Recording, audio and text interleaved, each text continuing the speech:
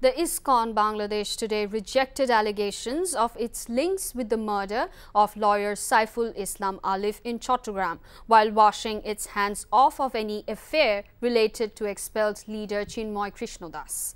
At a press conference at its Dhaka headquarters, General Secretary Charu Chandra Das said ISKCON Bangladesh has never been involved in conflict, communal or otherwise, and continues to promote unity and harmony. He said a group, however, continues to spread false and malicious information about the organization.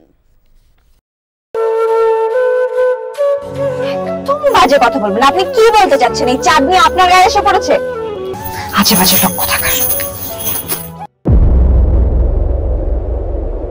তোমার নাম তো উজান চৌধুরী, কিন্তু আপনি কে? আমারে তোমার চিনার কথা না, তোমার দাদার আমলের মানুষ। আমার নাম সাজপাতি। চাঁদনি, আবার কবে দেখা হবে? আমি ওসমান। তুমি তো দেরি করে এলে কেন? আমি তো এই ফার্স্ট টাইম এখানে এলাম।